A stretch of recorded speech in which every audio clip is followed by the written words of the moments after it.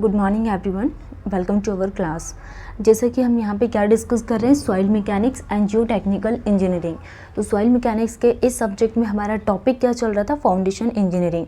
तो foundation engineering हमने इसको बहुत बेसिक लेवल से समझे कि जनरली अगर हम यहाँ पे फाउंडेशंस की डिज़ाइनिंग कर रहे हैं तो फाउंडेशंस की डेफिनेशन होगा क्या होती है एंड इसको प्रैक्टिकली कैसे यूज़ करते हैं।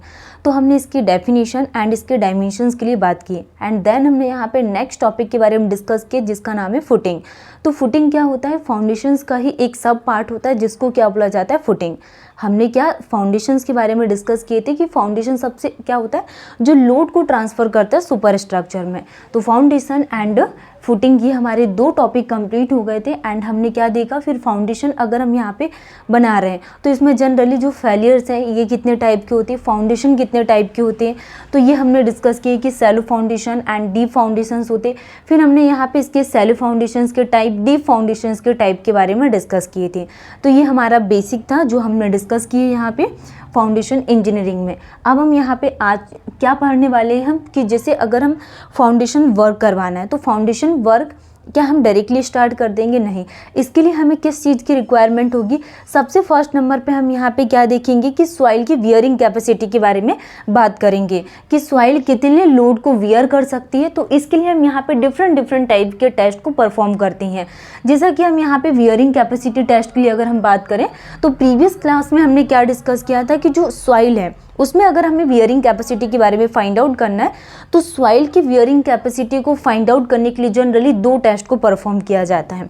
तो सबसे फर्स्ट नंबर पे हमने क्या डिस्कस किए थे, फील्ड टेस्ट के बारे में एंड सेकंड नंबर पे हमने एनालिटिकल टेस्ट के बारे में बात की थी कि एनालिटिकल टेस्ट। तो ये दो टेस्ट होते हैं जिसमें हमने सबसे फर्स्ट नंबर पे फील्ड टेस्ट के बारे में बात की एंड सेकेंड नंबर पे हमने इसके एनालिटिकल टेस्ट के बारे में बताया कि दो टेस्ट होते हैं जिसमें हम यहाँ पे सॉइल की वियरिंग कैपेसिटी को फाइंड आउट कर सकते हैं। First is the field test and second is the analytical. Okay, तो फील्ड में हमने क्या डिस्कस किया कि कितने टाइप के टेस्ट को परफॉर्म करती हैं। तो फील्ड में जनरली हम प्लेट लोड टेस्ट का यूज़ करती हैं, स्टैंडर्ड पेनिट्रेशन टेस्ट का यूज़ किया जाता है एंड कोन पेनिट्रेशन टेस्ट का यूज़ करते हैं फील्ड टेस्ट में। तो ये दो टेस्ट होते हैं, field test and second is the analytical test. तो फील्ड टेस्ट में plate load test, standard penetration test and cone penetration test. Okay, तो हम वन बाय वन सारे टेस्ट के बारे में डिस्कस करेंगे कि प्लेट लोड टेस्ट को जनरली हम किस तरीके से यूज़ करते हैं एंड क्या इसका डायमेंशन होता है। नेक्स्ट हम यहाँ पे स्टैंडर्ड पेनिट्रेशन टेस्ट के बारे में बात करेंगे एंड कोन पेनिट्रेशन टेस्ट के बारे में। तो जो प्लेट लोड टेस्ट है इसमें 18882 एंड 1982 हम IS कोड यूज़ करेंगे और कोन पेनिट्रेशन टेस्ट के लिए क्या IS कोड यूज़ किया जाता है, IS 4968 and 1976। 4968 1976 cone penetration test के लिए यूज़ करते हैं। नेक्स्ट हमने क्या देखा कि जो कोन पेनिट्रेशन टेस्ट होते हैं इसमें तीन थ्योरी का यूज़ किया जाता है, elastic theory, plastic theory and और क्या यूज़ करते हैं इसमें, ठीक है, इलास्टिक और प्लास्टिक। तो ये हमने प्रीवियस क्लास में इसके सारे टाइप्स के बारे में डिस्कस किए थे कि सॉइल में जनरली वियरिंग कैपेसिटी के लिए हम कौन कौन से टेस्ट को परफॉर्म करेंगे। तो अब हम यहाँ पे जो फील्ड टेस्ट में परफॉर्म होते हैं जैसे प्लेट लोड टेस्ट हो गया, स्टैंडर्ड पेनिट्रेशन टेस्ट हो गया, कोन पेनिट्रेशन टेस्ट हो गया।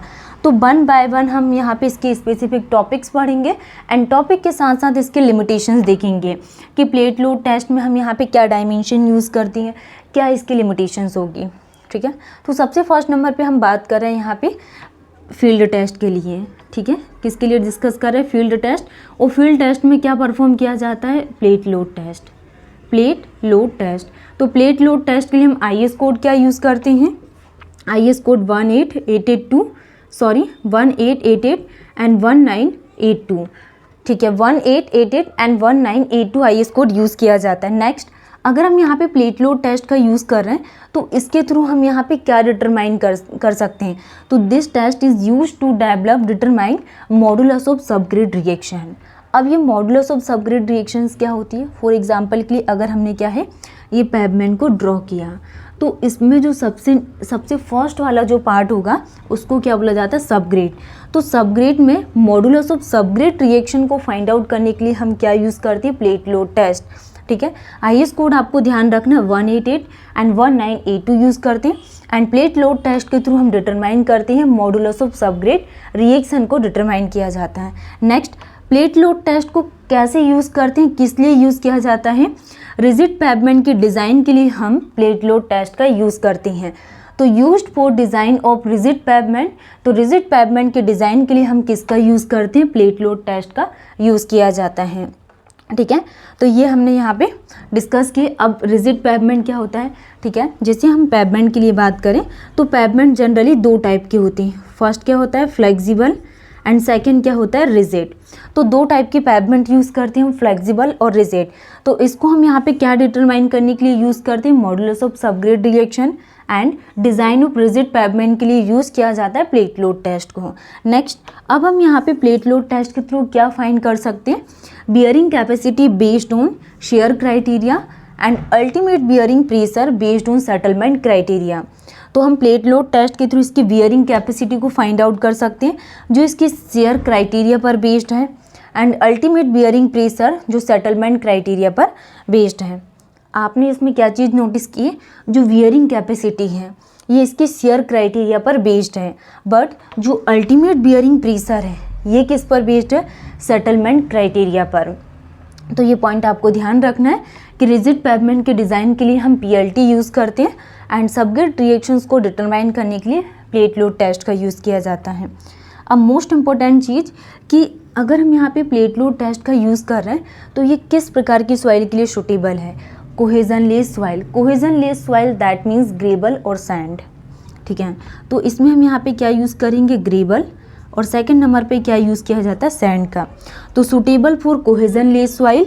Next, design of rigid pavement, और प्लेट लोड टेस्ट के थ्रू हम यहाँ पे रिजिड पेवमेंट को क्या करते हैं? डिज़ाइन करते हैं। नेक्स्ट, विड्थ ऑफ फाउंडेशन कितनी यूज़ की जाती है?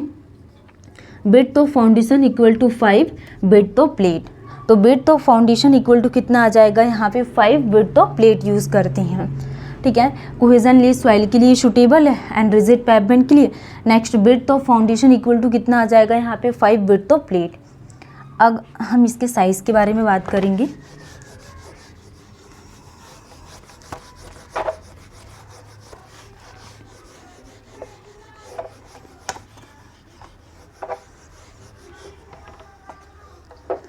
साइज़ के लिए कि साइज ऑफ प्लेट क्या है?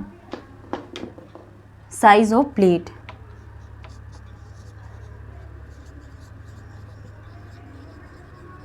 ठीक है।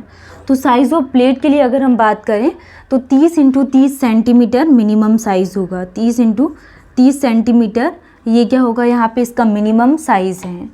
ये साइज़ क्या होगा? मिनिमम साइज़ है। Next, 45 × 45 centimetre.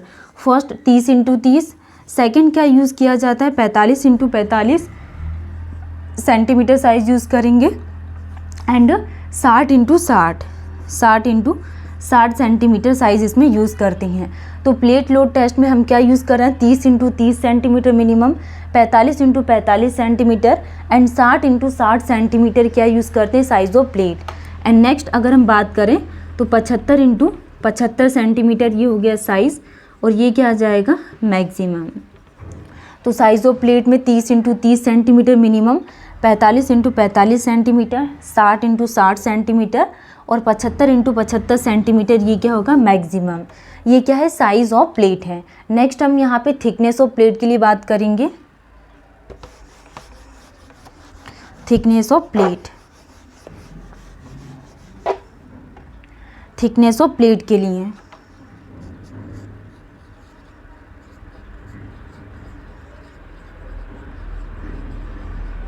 ठीक है। तो थिकनेस ऑफ प्लेट में हम क्या डिस्कस करेंगे कि प्री लोडिंग रिकमेंडेड। ठीक है, मिनिमम थिकनेस ऑफ प्लेट कितनी यूज़ करती हैं?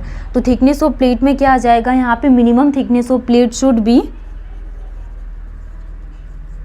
मिनिमम थिकनेस ऑफ प्लेट,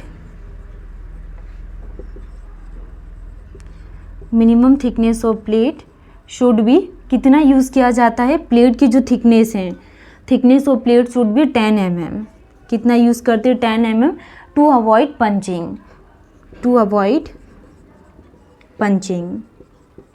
ठीक है, तो आपको ये ध्यान रखना है कि थिकनेस ऑफ प्लेट जनरली कितनी कंसीडर किया जाता है? 10 mm हम यहाँ पे थिकनेस ऑफ प्लेट को क्या करते हैं? कंफर्म करते हैं। ठीक है, तो आपको सारे साइज़ ध्यान रखना है। साइज़ ऑफ प्लेट में 30 × 30 सेंटीमीटर एंड 45 × 45 सेंटीमीटर और 60 × 60 centimetre and 75 × 75 centimetre maximum size होता है। नेक्स्ट क्लास में हम यहाँ पे इसके लिमिटेशंस के बारे में बात करेंगे। Thank you.